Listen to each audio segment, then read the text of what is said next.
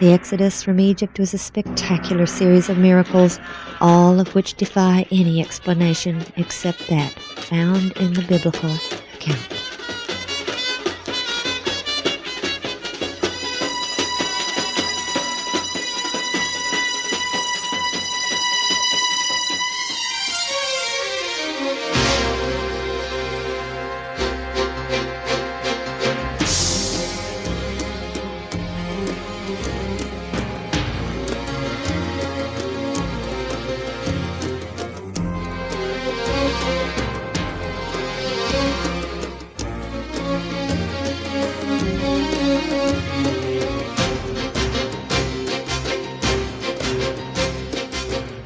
The story of the Exodus conjures up visions of ancient Egypt in all its glory. But to understand the Exodus and who the children of Israel were and why the events of the Exodus occurred, we must begin much earlier and much further north. After the flood, mankind was reborn through the family of Noah. As his family grew, once again knowledge of the true God was forsaken by the majority. Although given the command to go forth and replenish the face of the earth, a large group traveled from the east to a plain in Shinar where they built a city called Babel and began to build a tower that was supposed to reach to the heavens and save them in the event of another flood. But this contradicted God's purpose, and he soon confounded their languages, making it impossible for them to remain as one people. About 425 years after the flood, God called a man named Abram to leave his country, friends, and family and go to a land called Canaan. Because of his faithfulness to the true God while the world around him fast fell to idolatry, the Lord made Abram a promise. "I will make of thee a great nation, and I will bless thee, and make thy name great, and thou shalt be a blessing. And I will bless them that bless thee, and curse him that curseth thee. And in thee shall all families of the earth be blessed." Abram lived in Ur of the Chaldees. There were several ancient cities by the name of Ur, but the phrase Ur of the Chaldees makes it clear which city was Abram's home.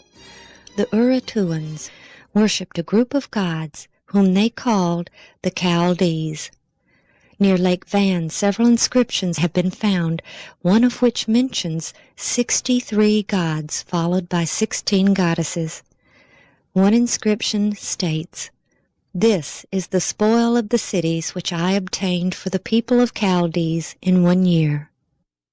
Ur today is called Urfa, and was in the plain of Shinar, where the great apostasy of Noah's family had fully bloomed into profound paganism. Abram's family had remained near Babel when the other groups had left the region. When he received the command to leave for Canaan, Abram gathered his family and left Ur of the Chaldees to go into the land of Canaan, and they came unto Haran and dwelt there. Ancient Haran, where they stopped and stayed until Abram's father died, still bears its ancient name and is located just 19 miles down the Balak River from ancient Ur. Further evidence of Abram, later called Abraham, in this region is the presence of the names of other members of his family, all still preserved within a radius of about 25 miles. His great-grandfather, Serug's, name is preserved in the town of Suruk, about 22 miles west of Haran. And between Haran and Urfa is Tel Terahi, which means the ruin of Terah, who was Abraham's father. And of course Haran was the name of Abram's brother, who was the father of Lot. Slowly at first, in Canaan Abraham's family grew. His son Isaac bore 2 sons, Jacob and Esau. It was Jacob who would inherit the position of patriarch at Isaac's death, and it was his sons and grandsons who would one day formally become the nation called Israel. Among the 12 sons of Jacob, one was especially favored by him, Joseph. And unwisely Jacob showed his favor by bestowing upon the boy a special coat of many colors, which caused great jealousy among the other sons. Their jealousy was made even greater by the dreams that Joseph had and shared with his family, dreams which indicated that he would one day occupy a position of great authority and that the others would bow down unto him. One day when his older brothers were tending the flocks in Shechem, Jacob sent Joseph to see if all was well with them. When Joseph approached them from afar, the brothers' jealousy caused them to plot Joseph's death. Only his brother Reuben saved the 17-year-old's life by insisting that they not kill him, but instead cast him into a pit. Stripping him of his special coat, they did so, and when a company of Ishmaelites taking spices and balm to Egypt approached, they decided to sell their brother as a common slave to these men for 20 pieces of silver. But in spite of the horrendous betrayal and ordeal this young man suffered, Joseph remained faithful to the God of his fathers and became a shining light in a land of darkness. He accepted his life in this foreign land among a heathen nation and became a trusted servant to a high-ranking official of the Pharaoh. Then Joseph was falsely accused of a terrible crime and was imprisoned. When all hope must have appeared lost, he was summoned to interpret the Pharaoh's dreams. The interpretation of those dreams by Joseph had warned of an impending 7-year famine, which was to follow a 7-year period of plenty. Deeply impressed by the young man, Pharaoh asked Joseph's advice on what to do to avert a great nationwide calamity, and because of the wisdom displayed in his reply, the Pharaoh appointed him to collect the grain and prepare for the famine. So grateful was the Pharaoh to Joseph and his God that he appointed Joseph to a position second only to the Pharaoh. "Thou shalt be over my house, and according unto thy word shall all my people be ruled. Only in the throne will I be greater than thou." And it was through the obedience of Joseph that a special haven for the descendants of Abraham was provided. During the famine, Joseph's brothers came to Egypt to get grain. There Joseph recognized his brothers whom he had long ago forgiven. After he had tested them, he revealed his identity to the shocked and fearful sons of Jacob. When they realized Joseph intended no harm to them in spite of their grievous deed, they obeyed Joseph's command that they bring their father and entire family to Egypt. During the famine, Joseph had bought all the land of Egypt for the Pharaoh except for land grants made to the various priests, and allowed the people to live on the land and return 1/5 of their increase to the king. When Jacob's family arrived, the Pharaoh honored Joseph by bestowing upon them the right to live in the best of the land of Egypt, the land of Goshen, which was the beautiful and fertile Nile Delta. It is also called the land of Ramses, or Ra, the Creator, the sun god. And it was here that God's chosen people would grow and thrive, from the 70 souls who came with Jacob until they became a great multitude. Though many have claimed there is no evidence of the story of Joseph in ancient Egypt, on an island just below the first cataract of the Nile, an ancient inscription written around the 4th century B.C. was found which claimed to be a copy of a document written by Pharaoh Djoser more than 1,000 years earlier. It is the story of a land grant made by the Pharaoh to the priests of the god Num. It tells of 7 years of famine and 7 years of plenty, how Pharaoh had a dream and consulted his chancellor for help. It contains most elements of the 7 years of famine and 7 years of plenty story, although they were corrupted in this account written over 1,000 years after the event took place. But most importantly, the priests who wrote this inscription were relying upon the land grants made by this Pharaoh to justify their claim to some land. They were not writing what they believed was an ancient myth. They obviously believed the land grants made by Pharaoh Djoser to still be valid and of enough authority to still be in effect well over 1,000 years later. And Joseph bought all the land of Egypt for Pharaoh. Only the land of the priests bought he not, for the priests had a portion assigned them of Pharaoh. Ancient Egyptian records list Djoser as the 16th Pharaoh of Egypt, and historians have classified him with the so-called Third Dynasty. His chancellor, named Imhotep, was first known through the writings of the Egyptian historian Manetho, who in the 3rd century B.C. wrote, During Djoser's reign there lived a man named Imhotep who had the reputation of the Greek god of medicine and who invented the art of building with hewn stone. The legends attributed to Imhotep were so incredible that he was considered to be mythical until this century, when excavations at Djoser's pyramid complex revealed the base of a statue with the name Djoser on it and the name Imhotep, with his long list of titles, one of which was Chief under the King, a title which first appears with Imhotep and also was first bestowed upon Joseph. Imhotep was also the architect of Pharaoh Djoser's pyramid and surrounding complex, a veritable city within a city of incredible beauty and extremely advanced in design. Built on the plateau of Saqqara adjacent to ancient Memphis, the pyramid within the complex is the first ever built in Egypt. Ron Wyatt spent a great deal of time here searching for evidence which might shed light on the biblical account. Such an event as the famine described in the story of Joseph and the distribution of grain to the other countries would have required a major facility and system of organization. When the famine came and Joseph's brothers came from Canaan to get grain from Egypt, we are told that they went to Joseph, which indicates that he personally oversaw the distribution, at least to those coming from foreign countries, and this would mean that there was certainly a central location or granary to which the foreigners came.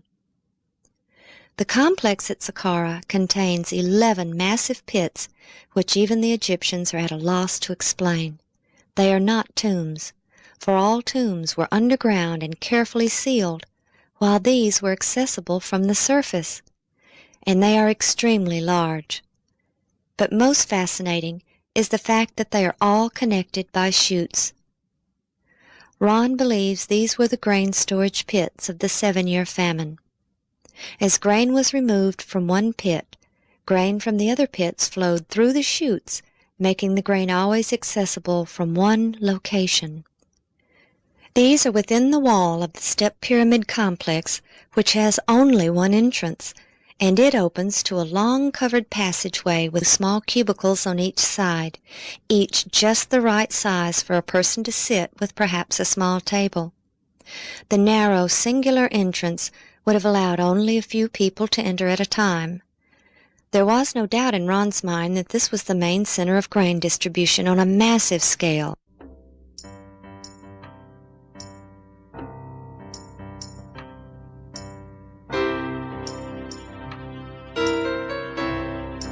When they arrived to get their grain, the people lined up to enter the long corridor. Once inside, they paid one of the cashiers in one of the cubicles for the amount of grain they wished to purchase. After payment was made, perhaps they were given a sack for grain which reflected the amount of their payment.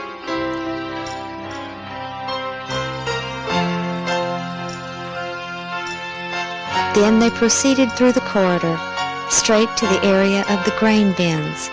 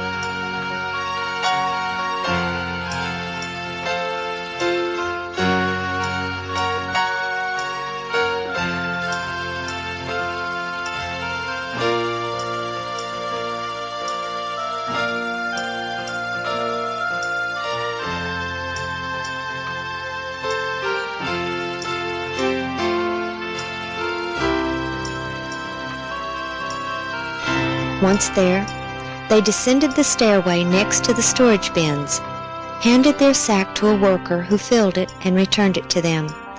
Then they exited through a small door on the lower level, which led to the outside of the complex.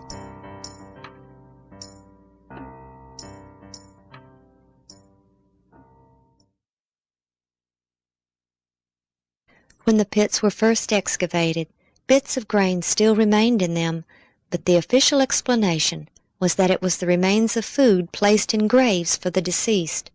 However, as we mentioned, these bear no resemblance to any ancient Egyptian tombs, but they do bear a marked resemblance to pits identified as grain storage bins in other ancient civilizations. During the 7-year famine, Egypt gained great wealth and prominence among the nations through the selling of the grain. The Egyptians who lived in their cities along the Nile had little to do during the famine, since they had a 7-year supply of grain to rely on, and were able to devote their time to the building projects of the Pharaoh, not as slaves, but as grateful subjects. The family of Jacob, who lived in the Delta, separate from the native population, prospered and grew, exempt from the 1/5 taxation levied on the native population. From the time Jacob's family came to Egypt until the birth of Moses was about 180 years. Many pharaohs had come and gone, many ruling contemporaneously with others in different regions, but until now all recognized the rights granted to the people of Israel to live in the land of Ramses. But that was about to change. Exodus 1:8. There arose up a new king over Egypt, which knew not Joseph. Israel had remained a separate race from the Egyptians, and had grown and prospered to such an extent that they were viewed as a potential enemy nation right in the midst of Egypt. But the Pharaoh didn't want to banish the Israelites, because they were skilled craftsmen, adding great wealth to the nation. By oppressing them with the bondage of hard labor, he sought to subdue them and crush their spirit. When this failed, the king then sought to decrease their number by issuing a decree that every Hebrew male born alive was to be cast into the river and drowned. It was at this time that Moses was born, and hid by his mother in an ark of bulrushes, placed in the river, and rescued by the Pharaoh's own daughter. Raised as the Pharaoh's grandson, he was considered part of the royal family, but his loyalties remained with his own people. When Moses killed an Egyptian for smiting a fellow Hebrew, he incurred the wrath of his adopted grandfather, the Pharaoh, and he fled Egypt to Midian. There he married the daughter of Jethro, the priest of Midian, a worshipper of the true Creator. 40 years later, he was called of God at the burning bush to lead his now enslaved people out of Egypt. The rest of the story is well known, but the apparent lack of any evidence has led scholars to either doubt the truth of the entire story, to try to downplay the events and explain them in terms of natural science, or explain them as normal events which were blown out of proportion. Ron Wyatt believed they occurred exactly as the Bible stated. After the final plague, which took the lives of the firstborn throughout all of Egypt, Pharaoh called Moses and said, "Rise up, and get you forth from among the people, both ye and the children of Israel, and go, serve the Lord as you have said, and take your flocks and your herds as you have said, and be gone, and bless me also." With sandaled feet and staff in hand, the people of Israel had stood hushed, awed, yet expectant, awaiting the royal mandate that they should bid them go forth. Before the morning broke, they were on their way. The Israelites had been scattered throughout the empire of Egypt by this time. As slaves, they were bound to go wherever they were told to work for the Pharaoh. But during the plagues, they had all slowly returned to Goshen or Ramses. Exodus 12:37. And the children of Israel journeyed from Ramses to Succoth. They journeyed from the land of Ramses or Goshen, and encamped or gathered at Succoth. When the people were given the feast of unleavened bread, God told them, "For in this selfsame day have I brought your armies out of the land of Egypt. Therefore shall ye observe this day in your generations by an ordinance forever." This scripture clearly told Ron that they left Egypt that very day, and that Succoth was outside of Egypt proper.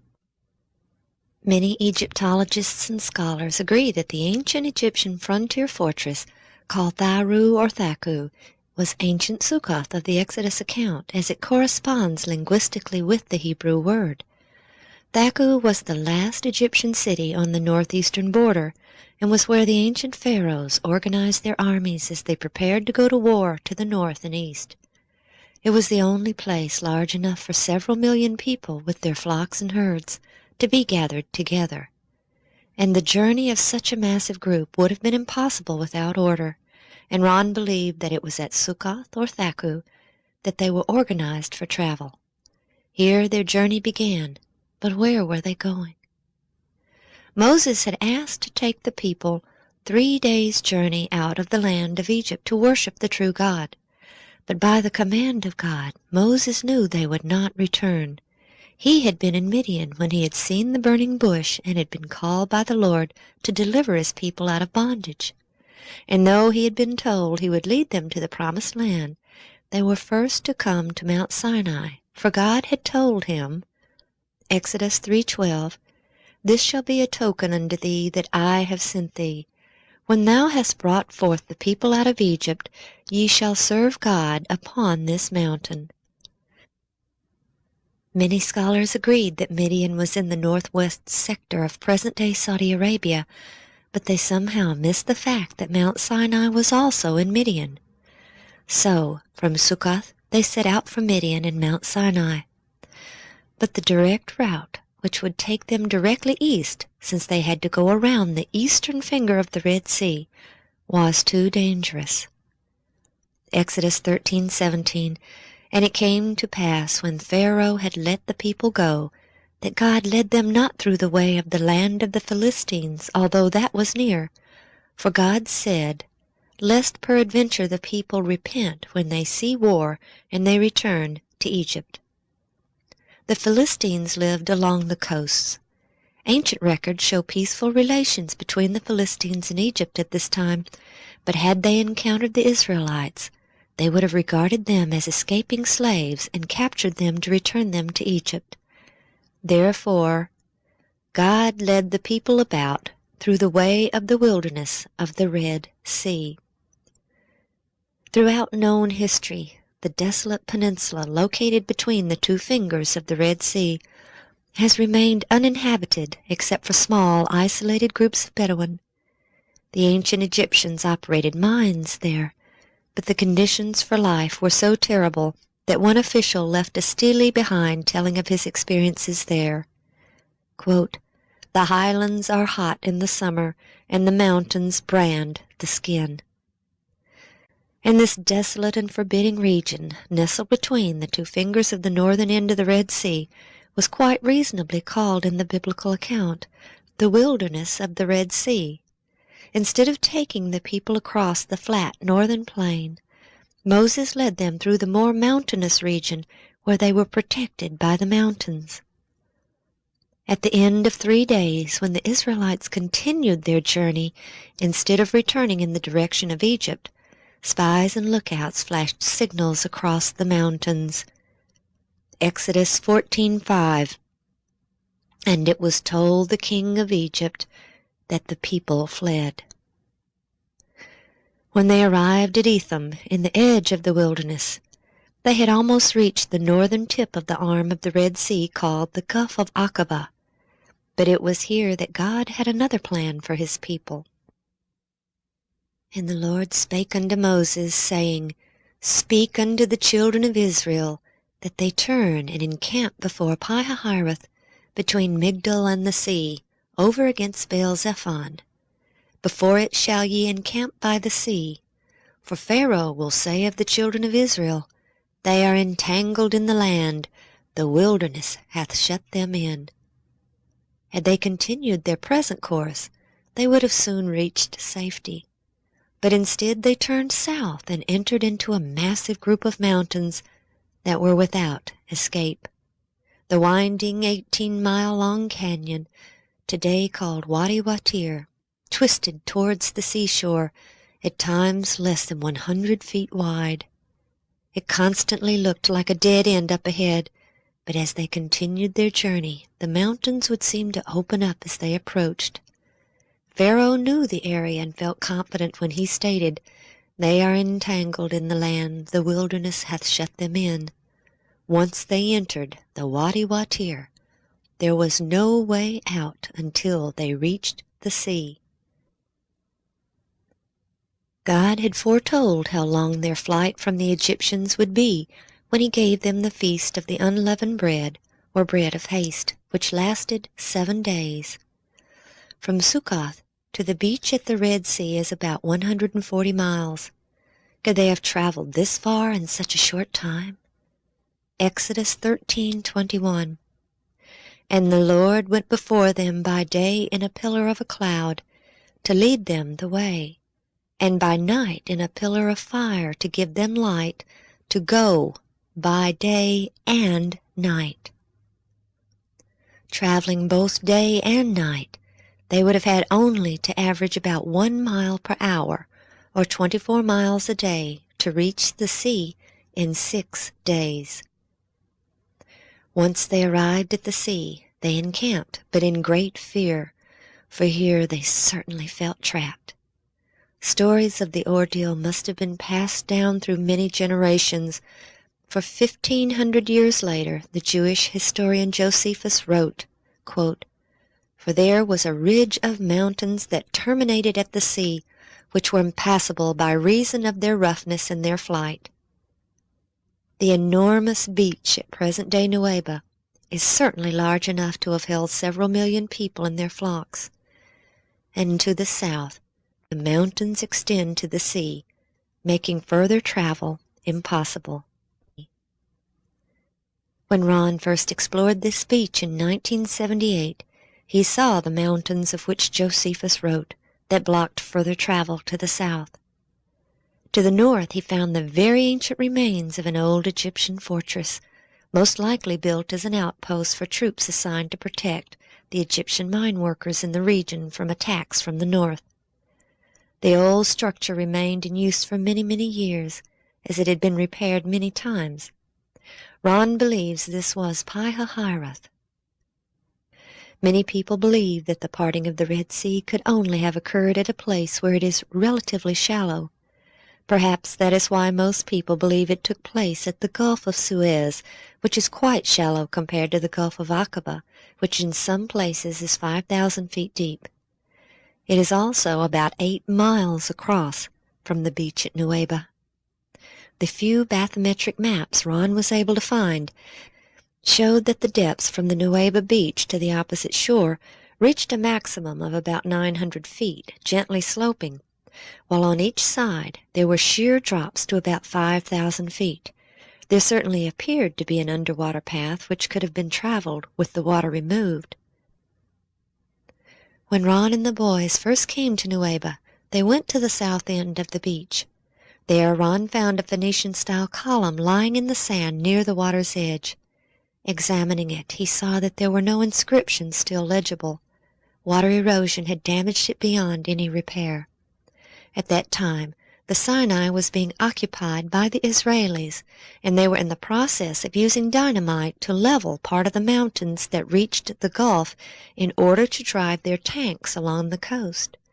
Ron pointed out the fallen column to an army officer, and the next time he returned, he found they had moved it back from the beach and set it in concrete.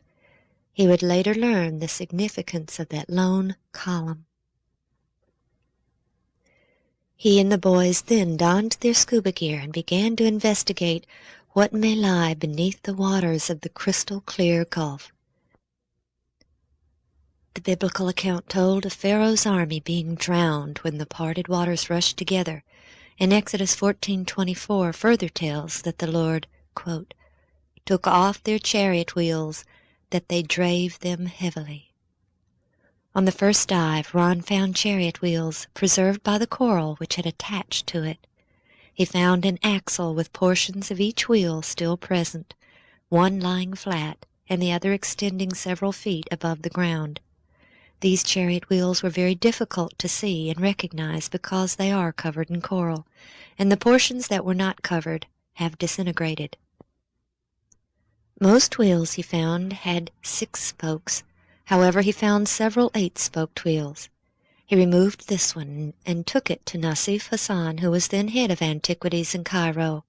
With no hesitation, he told Ron it was from the 18th dynasty.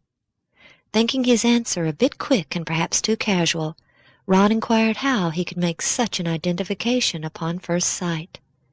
Mr. Hassan explained that the ancient Egyptians only used the 8-spoked wheel at one time in all their history, during the 18th dynasty.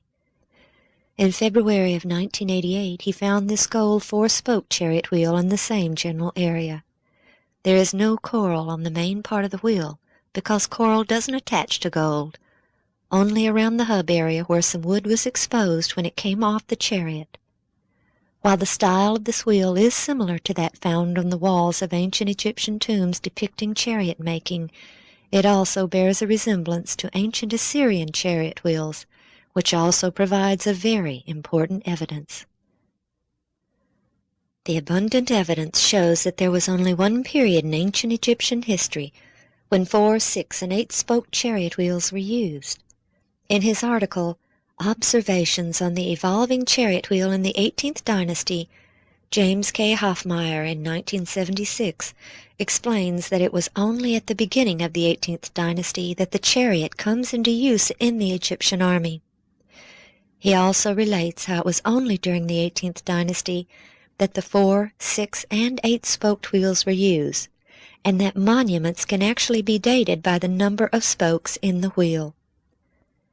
Exodus 14:6. And he made ready his chariot, and took his people with him. And he took 600 chosen chariots, and all the chariots of Egypt, and captains over every one of them. The Pharaoh took with him every chariot in Egypt, his own, his captains who headed the divisions, and a group called his chosen chariots, which seemed to be in addition to his regular army. There is an inscription of Ramses Meriamun that tells that he had an army of 20,000 troops, which was divided into 4 divisions. This implies that each division consisted of 5,000 troops. But many times the Pharaoh took more than just soldiers into battle. The priesthood and the military were closely associated. The Egyptian government was a combination church and state, so to speak.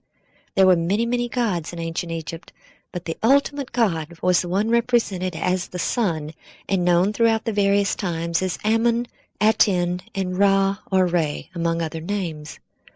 It was this ultimate god that the Pharaoh was considered the earthly embodiment of.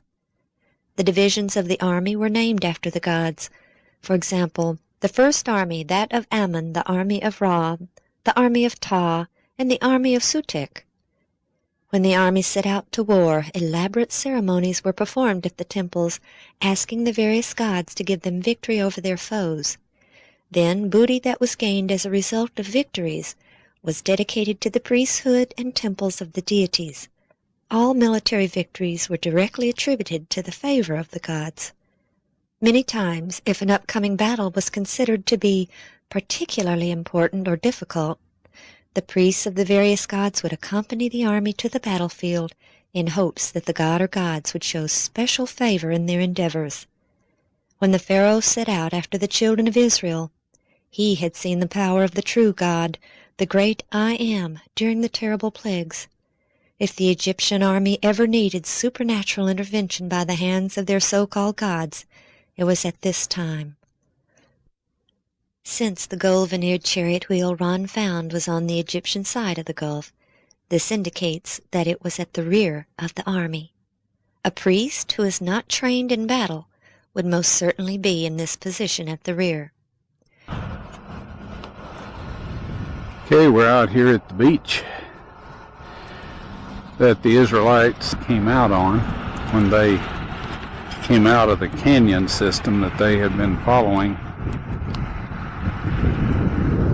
by the leading of the cloud, and of course following Moses, who was following the cloud.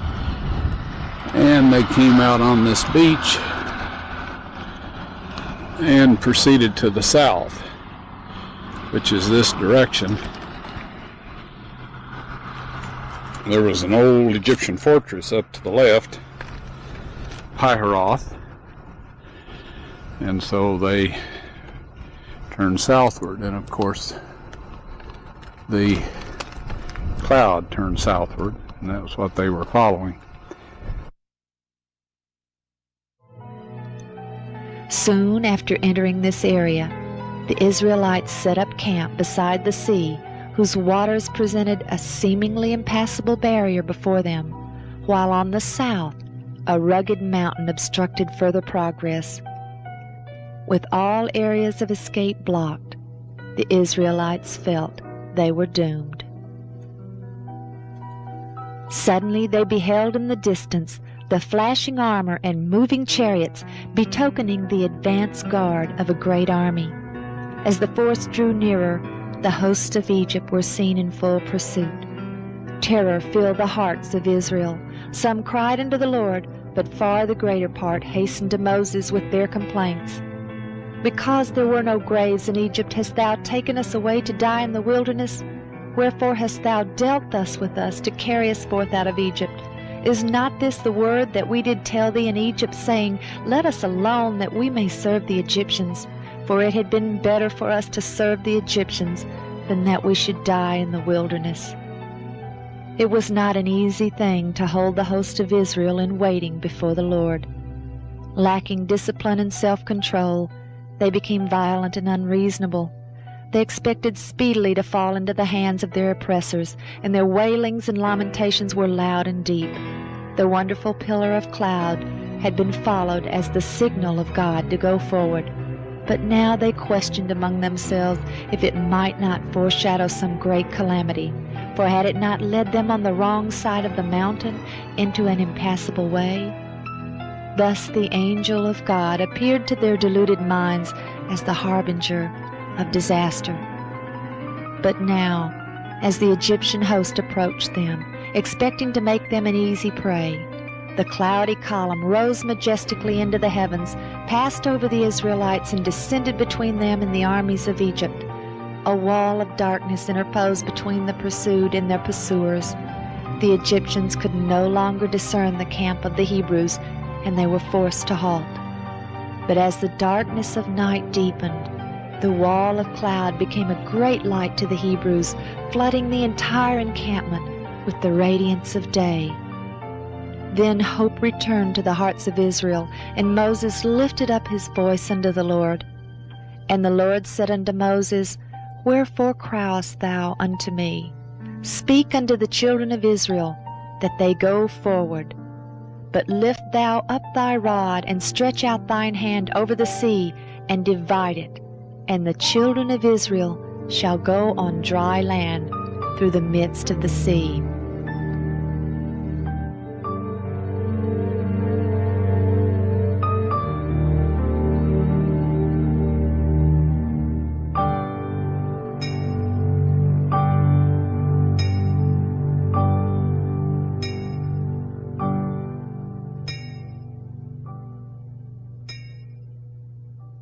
From the Red Sea, the great multitude continued their journey, which would take them to Mount Sinai.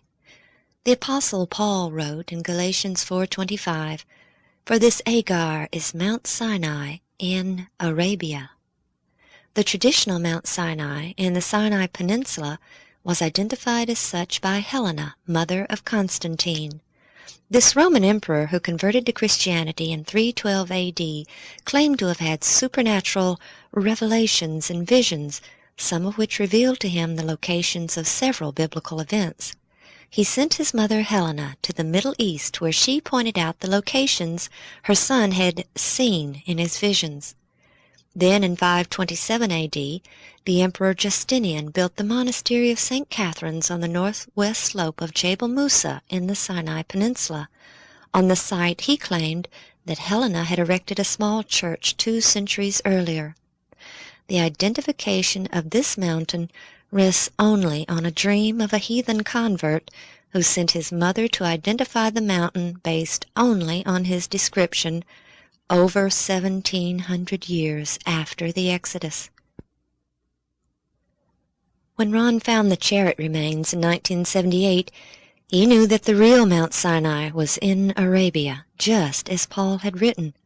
He applied for a visa to enter Saudi Arabia and go to Jebel el-Lawz, the highest mountain in the rugged region along the eastern shore of the Gulf. But after 4 years of silence at his request, in January of 1984, he and his sons entered the country illegally by walking across the Jordanian border. Hitchhiking and hiring taxis, they made their way to Jebel el-Lawz.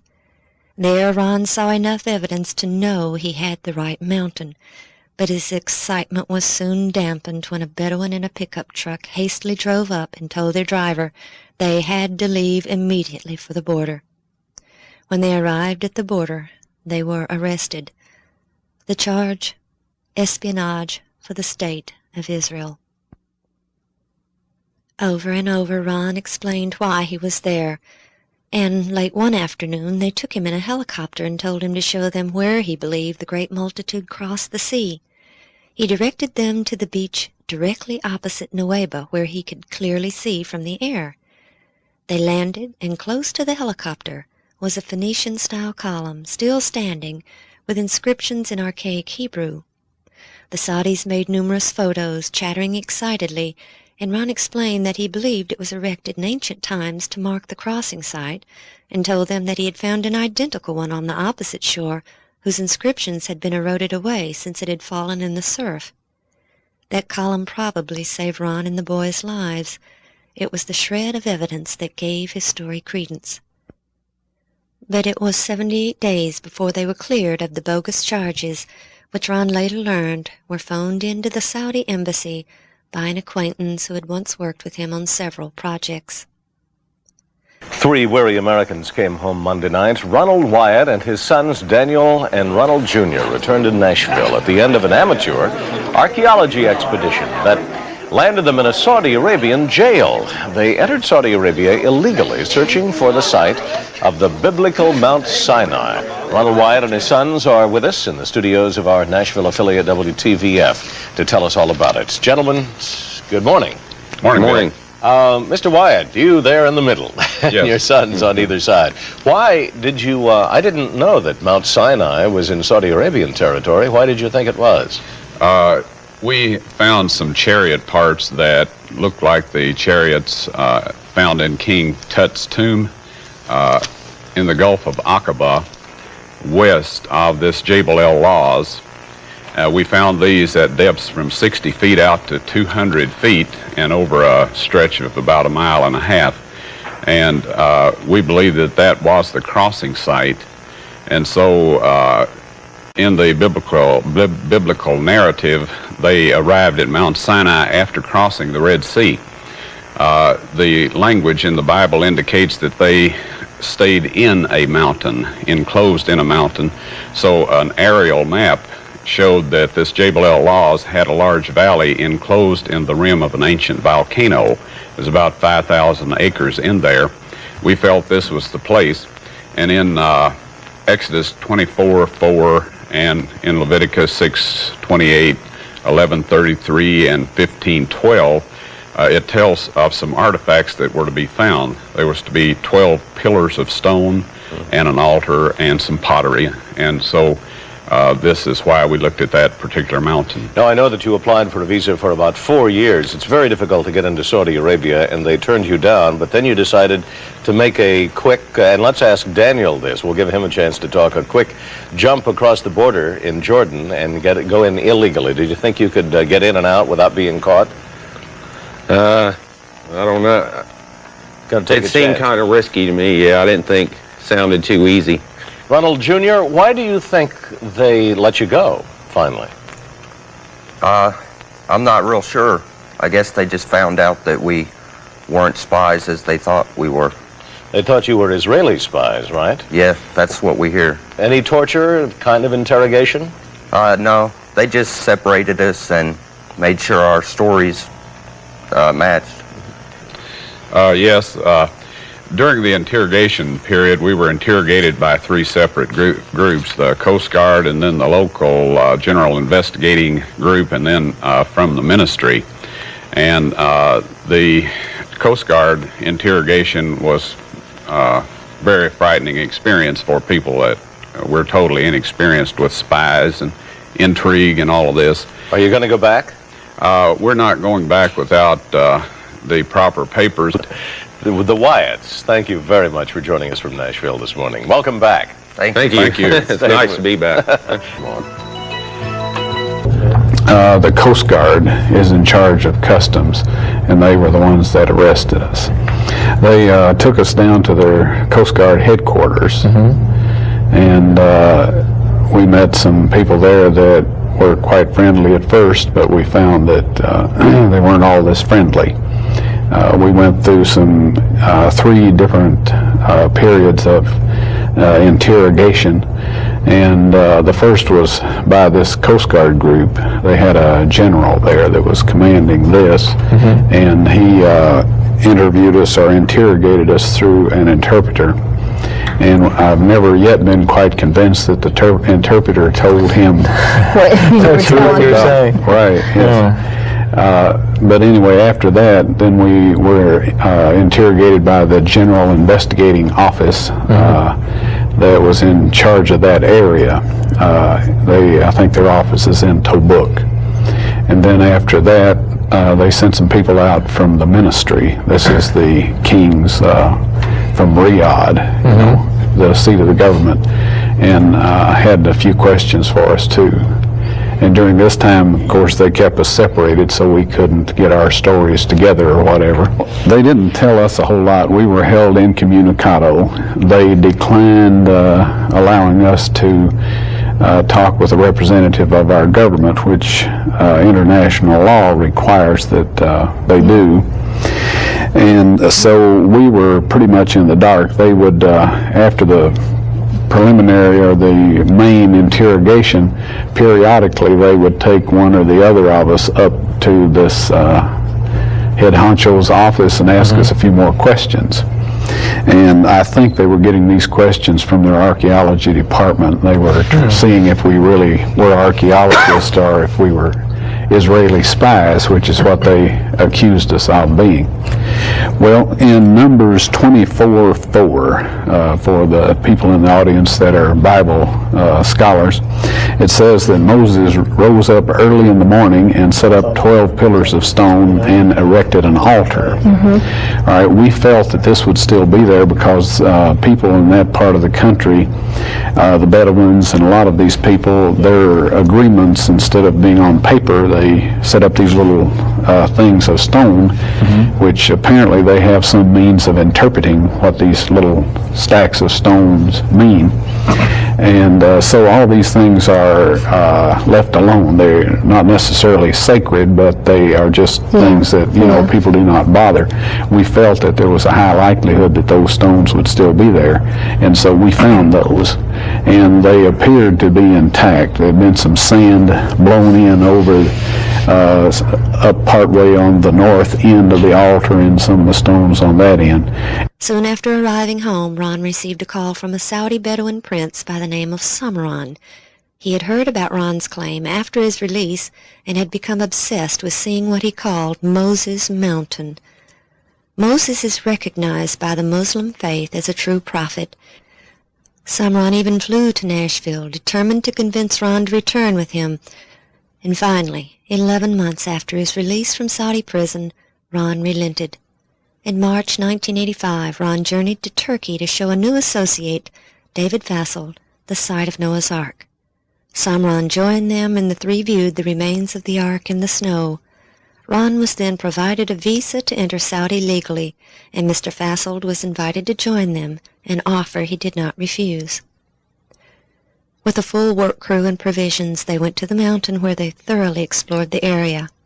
An archaeologist from Riyadh University was brought in and verified the archaeological value of the site. Ron was asked to stay and excavate, but he had other meetings in Turkey which couldn't be changed. His refusal angered the Saudis, who were not used to being told no, and all their photos, film, and video were confiscated.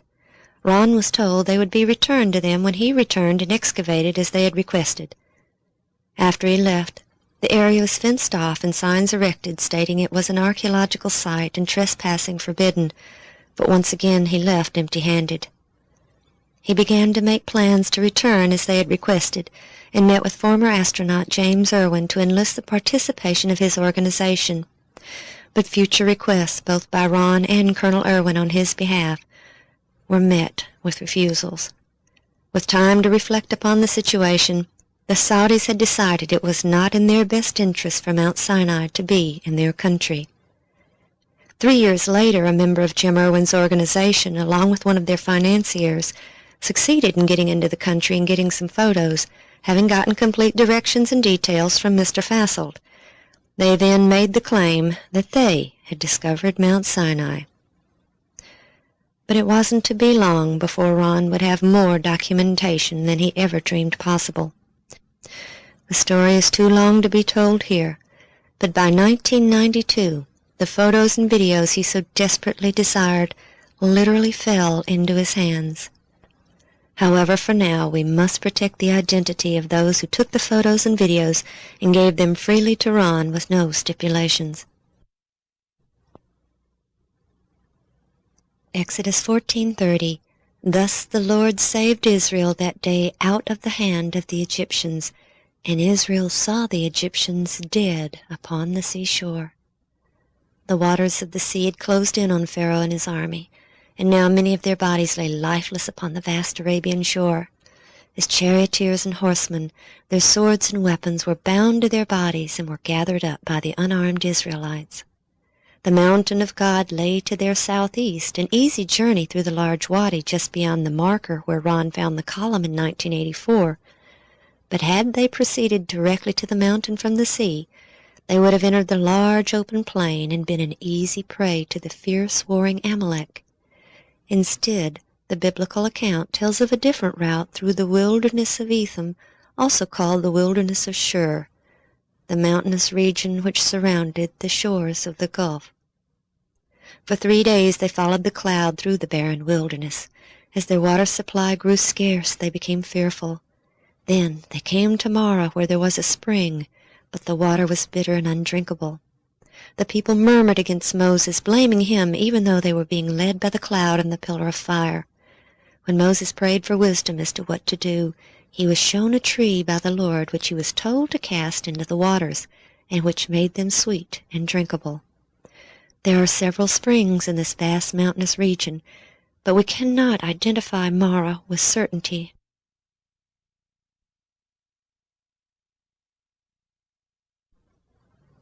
Their next stop was Elim, where there were 12 wells of water and 70 palm trees.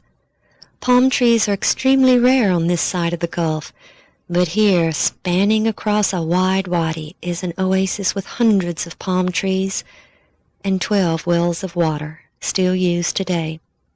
The 70 palm trees have proliferated into hundreds, but the fact that there are 12 wells which are today walled in concrete and still used in this extremely arid region is very strong evidence that this was Elim.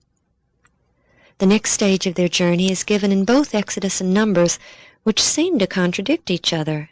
Exodus says, "And they came to Elim, and they encamped there by the waters. And they took their journey from Elim, and came unto the wilderness of Sin." While in Numbers we read that they left Elim and encamped by the Red Sea, and from the Red Sea encamped in the wilderness of Sin.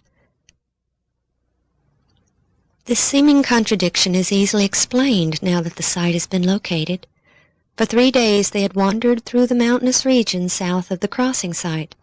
These mountains extend to the sea, making travel along the coast impossible. Then they came to Elim, located at the south end of these mountains.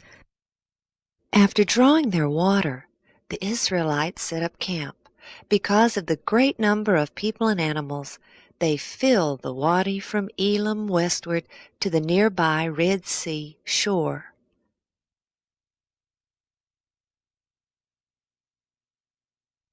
The wilderness of Sin between Elim and Sinai is a large barren plain nestled between the mountains along the sea and the mountain range which contains Mount Sinai. Southeast of Elim is Al-Bad, the largest oasis in the region and the home of Moses' father-in-law, Jethro. Down through the ages until this very day, local traditions abound about Jethro and Moses in Al-Bad. It was in this wilderness of sin that the multitude again murmured against Moses and Aaron for bringing them into this barren desert to die of hunger. And it was here that the Lord first gave them manna, which appeared every day except for the Sabbath. In the south portion of the plain they retained some protection against the attack of the fierce Amalek, because the mountains along the sea and the longest arm of the Jabal Allah's range extend toward one another, forming a limited barrier to the north. But when they journeyed through the mountain pass, they were fully exposed. And here the cloud turned and led them east into the foothills on the western side of the great mountain range. Here they had limited protection within the hilly region. Exodus 17:1, And all the congregation of the children of Israel journeyed from the wilderness of sin after their journeys, according to the commandment of the Lord, and pitched in Rephidim, and there was no water for the people to drink. And once again the people became greatly upset with Moses. And Moses cried unto the Lord, saying, What shall I do unto this people? They be almost ready to stone me. And the Lord said unto Moses, Go on before the people, and take with thee of the elders of Israel, and thy rod wherewith thou smotest the river. Take in thy hand, and go. Behold, I will stand before thee there upon the rock in Horeb, and thou shalt smite the rock, and there shall come water out of it, that the people may drink. And Moses did so in the sight of the elders of Israel. Visible for many miles around, this large rock, about 6 stories in height, stands atop this hill over 100 feet above the plain. With the elders looking on, Moses climbed atop the rocky hill to the standing boulder and struck it with his staff. From within the wall of the crack, large streams of water flowed out into the plain. The channels this water cut into the rock is still visible between the large crack, and the direction of the water flow can be seen in the channels cut into the earth. The rock of the hill upon which the boulder still sits displays signs of water erosion. Then came Amalek and fought with Israel in Rephidim. Since the multitude was hidden only in the foothills as they traveled to Rephidim, the Amalek may have seen the cloudy pillar by day and fire by night, which may not have been visible while they traveled through the mountainous region. In Deuteronomy 25:18, Moses recounts the attack and how the Amalek, quote, met thee by the way, and smote the hindmost of thee, all that were feeble behind thee, when thou wast faint and weary. Though a surprise attack from the rear, their position seemed to have afforded them some strategic advantage, for they were able to organize an army and go to battle the next day, armed with the weapons of the drowned Egyptians. And Moses said unto Joshua, Choose us out men, and go out, fight with the Amalek tomorrow. I will stand on the top of the hill with the rod of God in mine hand. And it came to pass, when Moses held up his hand, that Israel prevailed, and when he let down his hand, Amalek prevailed. But Moses' hands were heavy, and they took a stone and put it under him, and he sat thereon, and Aaron and Hur stayed up his hands, the one on the one side, and the other on the other side, and his hands were steady until the going down of the sun, and Joshua discomfited Amalek and his people with the edge of the sword. After the battle, Moses built an altar to the Lord just a few 100 yards from the rock which brought forth the streams of water, and he called the name of it Jehovah Nissi. Rephidim means plains, and the flat land amid the foothills of the mountain range consists of thousands of acres, more than enough room for the great multitude to have camped, and for a great battle to have taken place. They had entered this wilderness of sin exactly 1 month after they had left Egypt, and would reach the encampment at Mount Sinai exactly 2 months after leaving Egypt.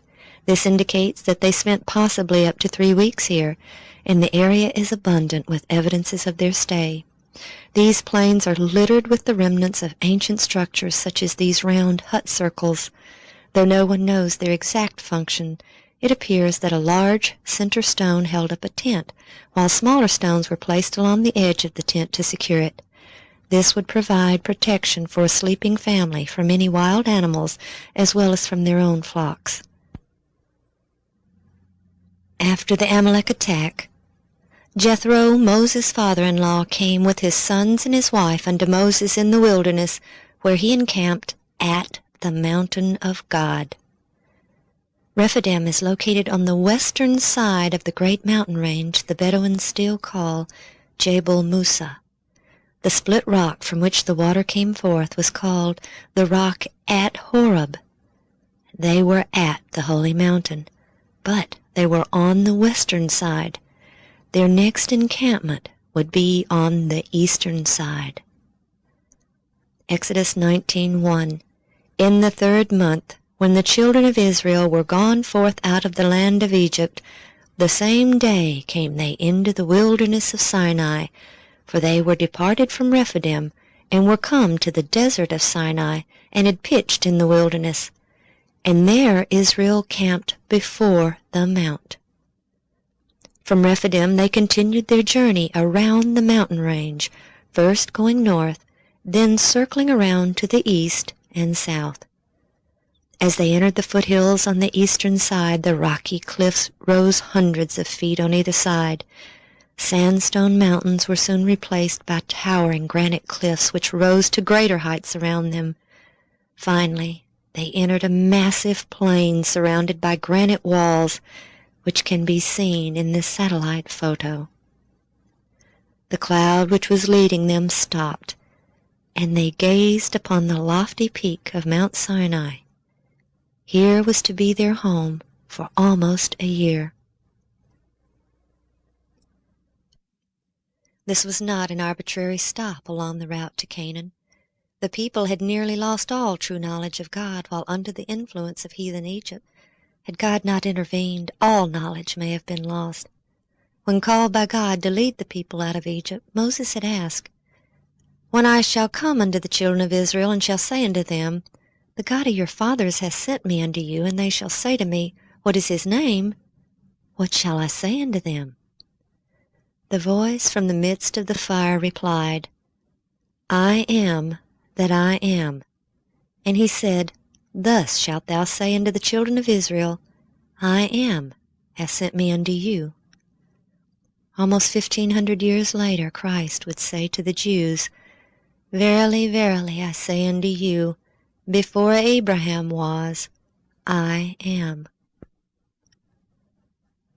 I am was the voice in the burning bush. The knowledge of a coming Redeemer was known from the time Adam fell and the blood sacrifices were instituted which pointed to his death. Abraham knew and understood what had to occur, as Christ later said to the Jews, John 8:56, "Your father Abraham rejoiced to see my day, and he saw it and was glad." The events of the Exodus were part of the plan that had been decided in heaven, the plan of salvation for downfallen man, and at the mountain more details of that plan were about to emerge. God was personally intervening to prepare the people who were given the privilege of taking the knowledge of him to the world. As soon as they arrived, God spoke to Moses. Exodus 19:10. "Go unto the people and sanctify them today and tomorrow, and let them wash their clothes, and be ready against the 3rd day. For the 3rd day the Lord will come down in the sight of all the people upon Mount Sinai." Before the Lord came down upon the mountain in the sight of the people, he instructed Moses. Exodus 19:12, "Thou shalt set bounds unto the people round about, saying, Take heed to yourselves that ye go not up into the mount, or touch the border of it. Whosoever toucheth the mount shall be surely put to death." In 1985, Ron and the others had found a number of large, circular pillars buried in the earth along these lines in front of the holy area or holy precinct. They are an average of 18 feet in diameter, spaced approximately 5 feet apart, and constructed with 2 walls built of stone. Loose rock was used to fill in between the inner and outer wall. Since they progressed from one side of the mountain to the other, Ron had theorized that perhaps they were the bounds erected by Moses. But at the same time he questioned why these pillars would contain double walls if they were only boundary markers.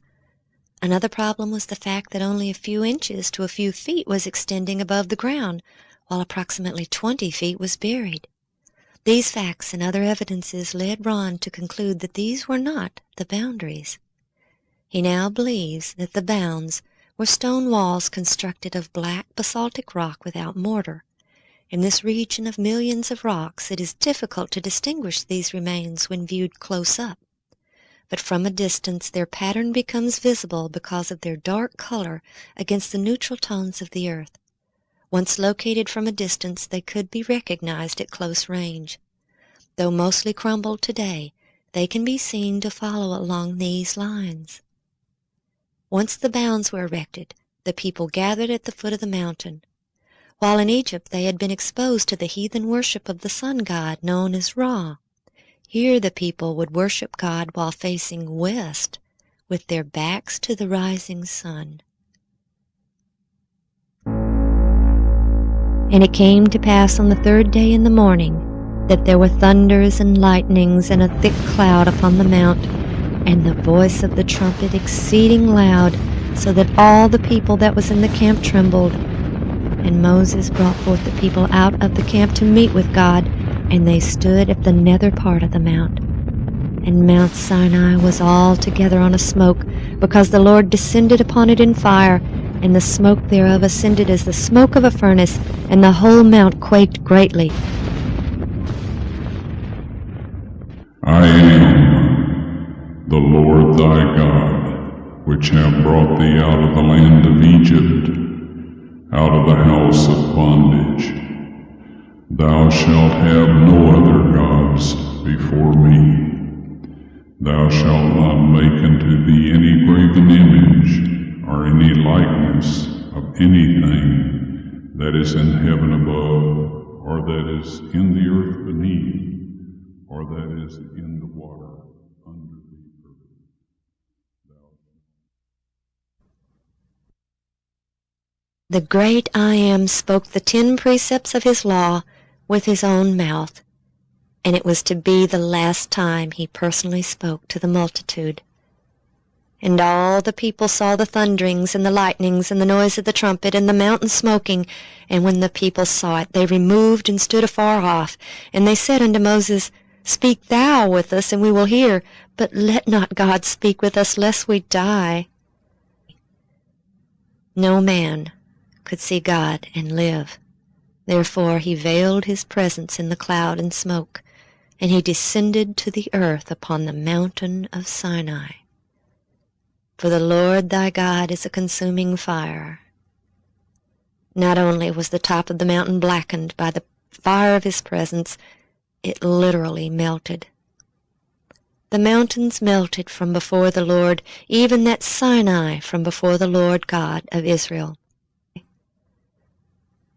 God then called Moses up into the mountain and gave him judgments and statutes, which Moses carefully wrote down. His great law, the 10 Commandments, were the constitution of God's government, unchangeable and universal.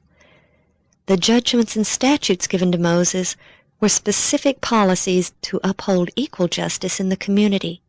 Today, statutes are framed to deal with individual situations where it may not be clear as to how to deal with it. But these laws always fall within the confines of the Constitution. This is an example of the statutes God gave to Moses. And if a man shall open a pit, or if a man shall dig a pit and not cover it, and an ox or an ass fall therein, the owner of the pit shall make it good, and give money to the owner of them, and the dead beast shall be his. Moses wrote down all the Lord told him. God ended his conversation with Moses with his promise to deliver the people into Canaan and all the blessings of prosperity if they obeyed his commands. He had proposed a contract or covenant with the children of Israel. Moses, as the liaison between God and the people, would present the terms of the contract to the people. Then they would decide if they accepted or declined. But first Moses was instructed to make certain preparations. An altar of earth thou shalt make unto me, and shalt sacrifice thereon thy burnt offerings, and thy peace offerings, thy sheep, and thine oxen. In all places where I record my name I will come unto thee, and I will bless thee. And if thou wilt make me an altar of stone, thou shalt not build it of hewn stone. For if thou lift up thy tool upon it, thou hast polluted it. Neither shalt thou go up by steps unto mine altar, that thy nakedness be not discovered thereon. At the foot of the mountain, in the holy precinct, just below the blackened peak that had trembled at the presence of God, Moses built an altar of unhewn stone, approximately 50 to 60 feet long and about 25 feet deep. It's about 4 feet high. Directly adjacent to this altar is a fenced area of the same approximate size which joins the altar. Though the structures are crumbled, it can still be seen that there are 2 entrances into the walled-in area, which is divided into 2 equal sections by a freestanding wall which extends lengthwise down the center. And he sent young men of the children of Israel, which offered burnt offerings and sacrificed peace offerings of oxen unto the Lord. And Moses took half of the blood and put it in basins, and half of the blood he sprinkled on the altar. Based on the layout of the altar and adjacent structure, it appears that an orderly system was devised for making the vast number of offerings that would have resulted from a population close to the size of the 5th largest city in the United States. The young men led the live animals near the altar. Each animal was then slain, its blood carefully gathered into vessels which were given to Moses or the priests. The young man then picked up the dead animal and entered the corridor, waiting in turn to give the animal to the priest administering the offerings at the altar. This done, he then turned and left by the other corridor, exiting at the doorway. Beside the altar, Moses erected 12 pillars according to the 12 tribes of Israel. From Abraham, then Jacob, down through the ages, this practice of setting up pillars to commemorate agreements continued. As late as 1886, the Apache warrior Geronimo surrendered himself and his band of warriors to the United States Army after reaching an agreement that they would be allowed to live with their families. When the agreement was concluded with General Miles, Geronimo set up a large stone on a blanket as a witness to their treaty. When the treaty was broken by General Miles, Geronimo stated that their treaty was to have been in effect until the stone crumbled. Of the 12 pillars, only a few are still standing.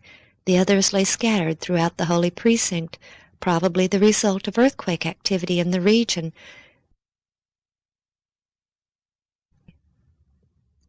When the sacrifices were made, the terms of the contract or covenant were presented to the people. Moses took the book of the covenant and read it in the audience of the people, and they said, "All that the Lord hath said we will do, and be obedient." And Moses took the blood and sprinkled it on the people, and said, "Behold the blood of the covenant which the Lord hath made with you concerning all these words." The contract between God and the children of Israel was now ratified. God had presented his absolute demands and what he offered in return. The people signified their acceptance and agreement to the terms. The 12 pillars, one for each of the 12 tribes, commemorated the agreement. Moses was summoned again up into the mountain, this time bringing Aaron, his sons, and the 70 elders of Israel. Directly above the altar is a plateau in the mountain just below the scorched black of the high peak. We believe this is where the group of men did eat and drink, and saw the God of Israel. And there was under his feet, as it were, a paved work of sapphire stone, and as it were, the body of heaven in its clearness. They were given the same glimpse of the heavenly throne that Ezekiel saw in vision. Then I looked, and behold, in the firmament that was above the head of the cherubim, there appeared over them, as it were, a sapphire stone, as the appearance of the likeness of a throne. Moses was again called up into the mountain, this time with Joshua. For 6 days the men waited, and then on the 7th day God called Moses up into the cloud that covered the very top of the mount, into the presence of the Lord. For 40 days he remained there while Joshua waited for him in the lower plateau. In the midst of the blackened peak is a hollow area within the burned top which appears unscorched. From this hollow there is a visible pathway leading down to the plateau. We believe this was where Moses met with God and received the ceremonial law, the statutes and judgments, and the 10 Commandments. Moses carefully recorded all he was told. Then something terrible occurred. The Lord said unto Moses, Go, get thee down, for thy people which thou broughtest out of the land of Egypt have corrupted themselves. They have turned aside quickly out of the way which I commanded them. They have made them a molten calf, and have worshipped it, and have sacrificed unto it, and said, These be thy gods, O Israel, which have brought thee up out of the land of Egypt. And the Lord said unto Moses, I have seen this people, and behold, it is a stiff-necked people. Now therefore let me alone, that my wrath may wax hot against them, and that I may consume them, and I will make of thee a great nation. Moses pleaded with God for his people, that he not destroy them, and finally God accepted his plea on their behalf. But Moses' anger with the people was also great. With the 2 tables of stone cradled in his arms, Moses began down the mountain and approached Joshua, waiting in the plateau. As he came near, Joshua said, There is a noise of war in the camp. But Moses replied, It is not the voice of them that shout for mastery, neither is it the voice of them that cry for being overcome, but the noise of them that sing do I hear.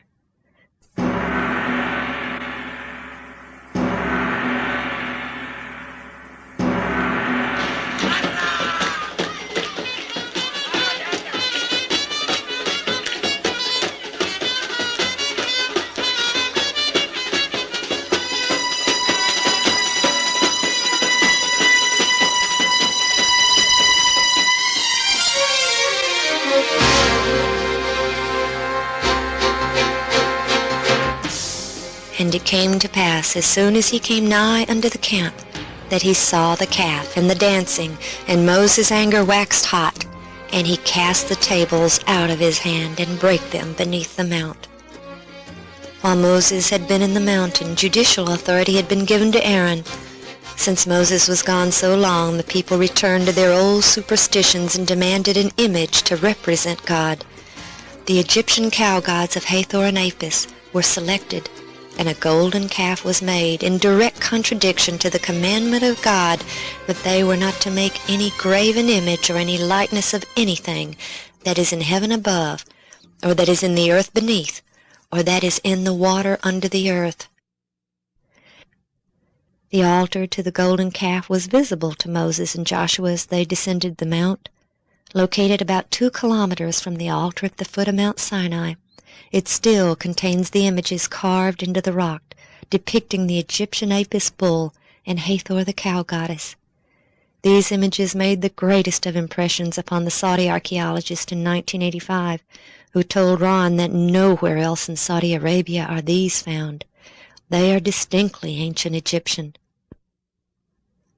When Ron climbed upon these boulders, still wet with the morning dew, the top of the large boulder sitting horizontally across the top caught his eye. When he wiped away the dew, he saw tiny flecks of gold dust embedded in the top of the rock, which had a smooth indentation along the surface, like something had been ground on it, causing it to wear down the surface. Moses had taken the calf which ye made, and burned it with fire, and stamped it, and ground it very small, even until it was as small as dust. And I cast the dust thereof into the brook that descended out of the mount. The evidence suggests that Moses ground the golden calf to dust on the altar itself. Then, gathering the powdery dust, he put it in the brook that descended out of the mount. Looking down from the plateau, the path of the stream can be clearly seen, although no water flows there today.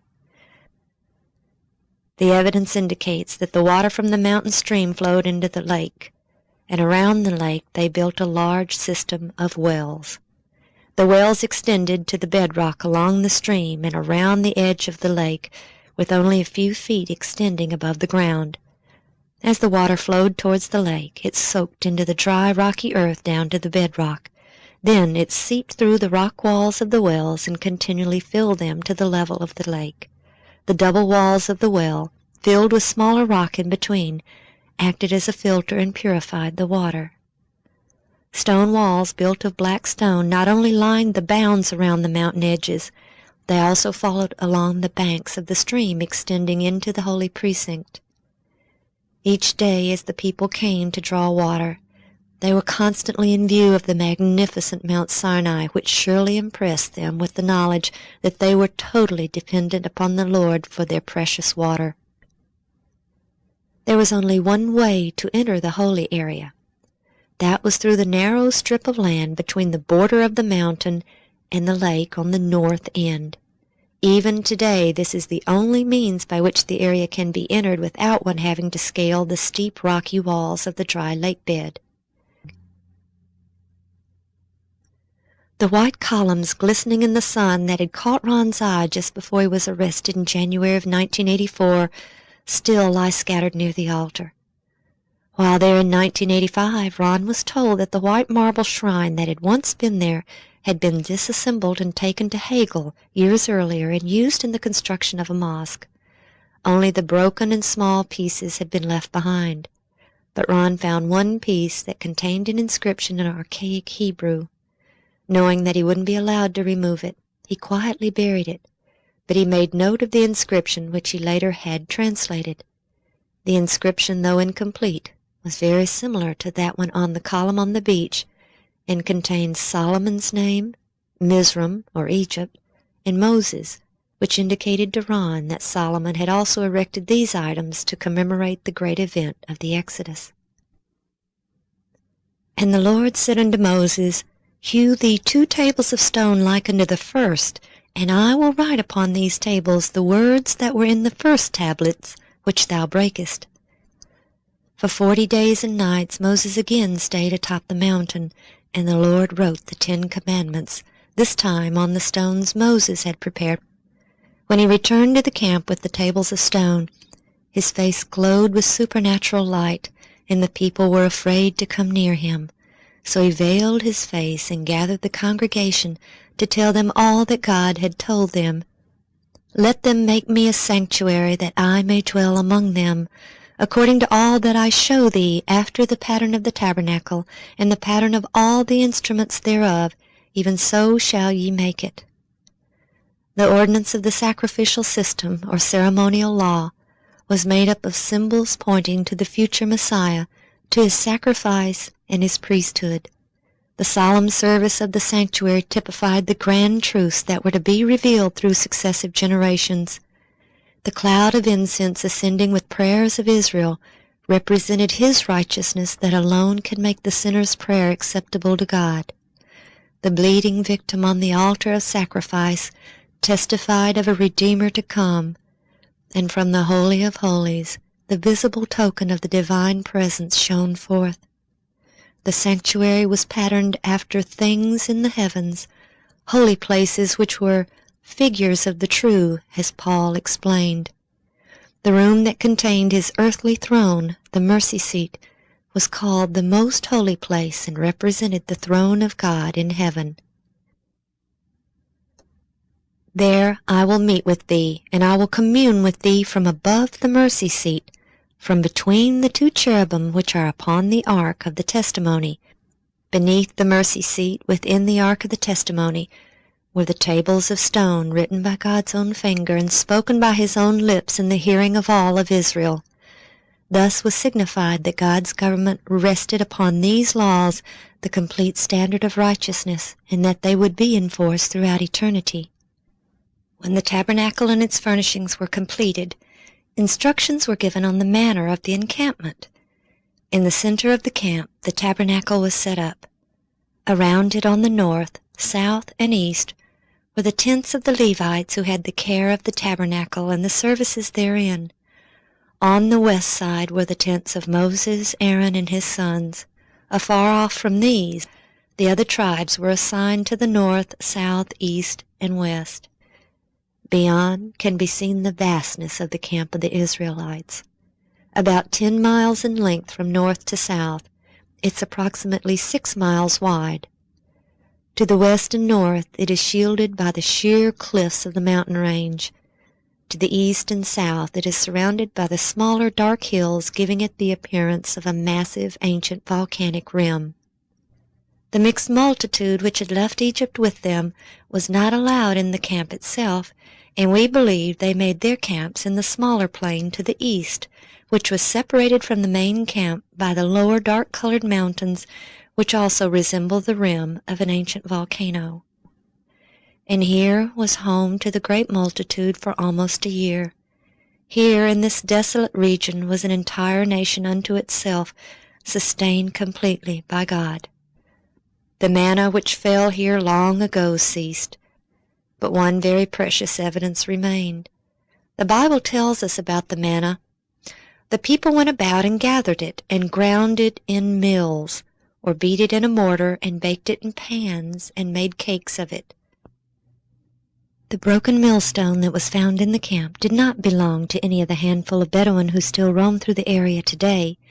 Their diet consists largely of dates, figs, camel's milk, and camel's meat. There is no grain here, no wheat, no corn. There is nothing to grind. But over 3,000 years ago, a whole nation of people daily ground manna in mills, and one of those broken millstones was left behind. After all the wonderful miracles God wrought in the deliverance of His people, when they left Mount Sinai and came to the border of the Promised Land, because of their lack of faith, God did not lead them in. Instead, they were doomed to wander for 40 years in the wilderness. Only 2 men who had left Egypt entered the land of Canaan, Joshua and Caleb. Why has God revealed these evidences today, after almost 3,500 years? Paul wrote in 1 Corinthians 10:11, "These things happened to them for ensamples, and they are written for our admonition, upon whom the ends of the world are come." Today we are at the border of the Promised Land, not the Canaan of old, but the city which hath foundation, whose builder and maker is God. Will we enter? Blessed are they that do His commandments, that they may have right to the tree of life, and may enter in through the gates into the city.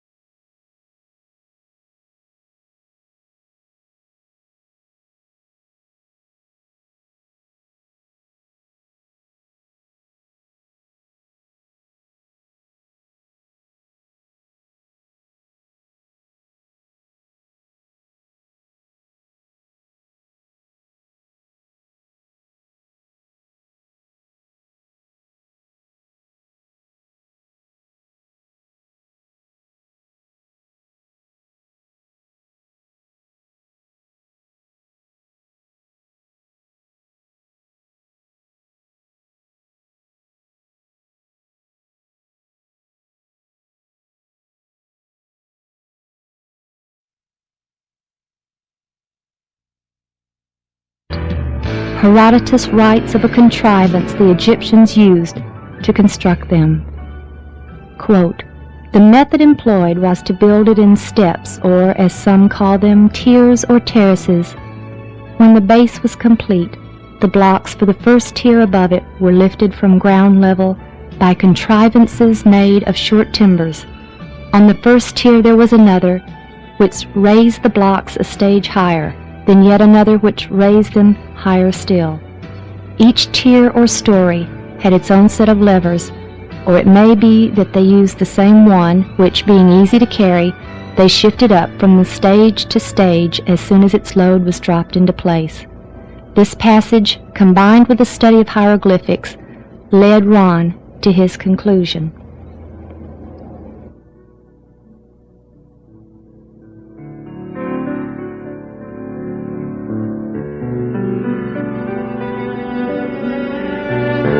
Allowed to construct one of these machines on a pyramid, he demonstrated to the head of the Department of Antiquities in Cairo, Nasif Mohammed Hassan, its operation. Mr. Hassan then showed Ron some pieces of wood they had stored, which they had believed were parts of a boat. But when they tried to assemble them, they couldn't. So they simply placed them in storage. As they examined these pieces, they now knew what they were.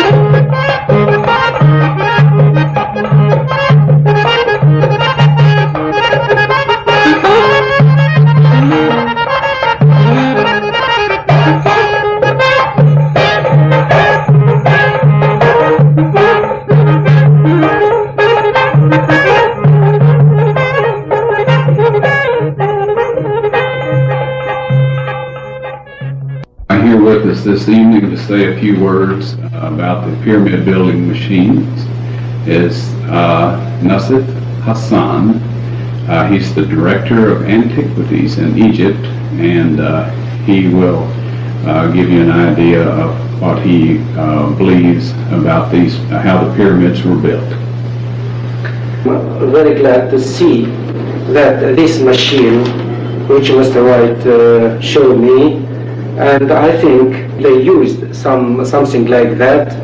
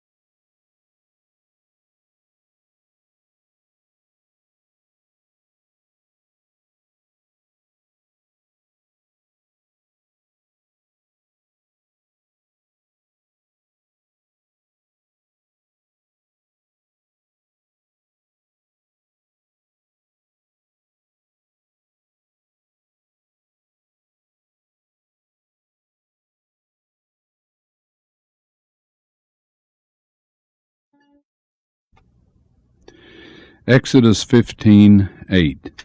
And with the blast of thy nostrils the waters were gathered together.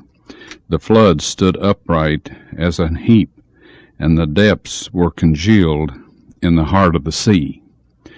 Now, while we aren't saying that God is limited in the way he can accomplish his purpose, we're suggesting that should he have directed a jet stream down into the sea at the crossing site, blowing from east to west, that this would have driven back the sea and frozen it in place. And the word congealed in Exodus 15:8 agrees with the thought of the water freezing. And then as the pillar of fire passed through between the Israelites and the Egyptians, it could have melted the ice to the point that it gave way when the Egyptian army was in the sea and the Israelites out on the other side.